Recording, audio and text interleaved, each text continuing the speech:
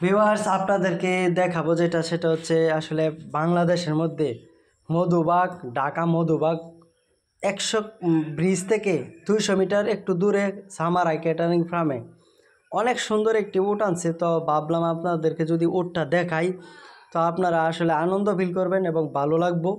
আসলে উট সচরাচর বাংলাদেশে মোটামুটি দেখা যাচ্ছে এখন, আগে হয়তো অনেক ছিল না, কিন্তু এখন মোটামুটি ভালো উট আসছে।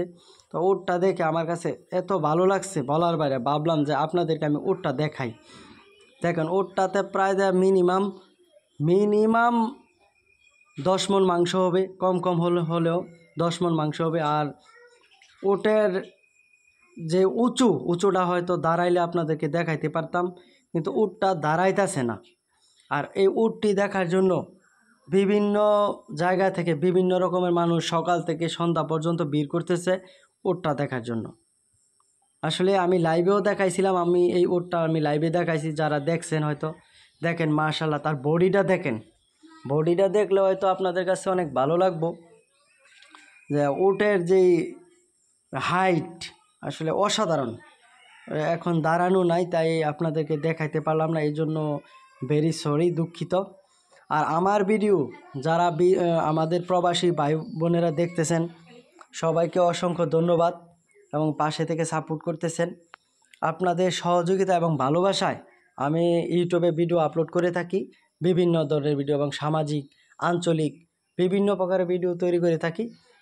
তো আজকে আমি এই ব্লগটা নিয়ে আসলাম, ছোট একটি ব্লগ। সেটা তো দেখেন কত মানুষ দূর দূরান্ত থেকে এসে কেউ ছবি তুলতেছে, কেউ মানে মনের আনন্দে হাসতেছে। এই হচ্ছে অবস্থা। দেখেন উটের পিছনের উপরের সাইডটা একটু লোম দেখা যাচ্ছে, আর সারা শরীরে তেমন কোনো লোম নেই বললেই চলে, একটা জায়গায় লোম দেখা যাচ্ছে। এবং শিশুরা আসতেছে, শিশুরা দেখে খুব আনন্দ পাইতেছে যে উট দেখছি। আসলে আমরা হয়তো ছোটোবেলা উট দেখতে পারি নাই, এখনকার শিশুরা এবং এখনকার জামানার বাচ্চারা খুব সহজে উট দেখতে পারে। তো আমার এই ভিডিওটা আপনাদের কাছে কেমন লাগলো অবশ্যই কমেন্ট করে জানাবেন এবং পাশে থেকে সাপোর্ট করবেন।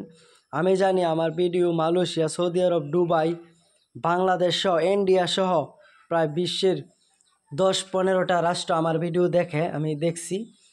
তো আপনাদেরকে আসলে অসংখ্য ধন্যবাদ যারা আমার ভিডিও দেখেন এবং পাশে থাকবেন।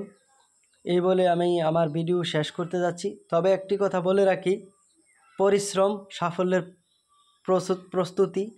যদি পরিশ্রম করা যায় অবশ্যই সাফল্য আসবে, হয় আজ না হয় কাল। সবাইকে অসংখ্য ধন্যবাদ জানিয়ে আবারও আমার ভিডিও শেষ করলাম। আল্লাহ।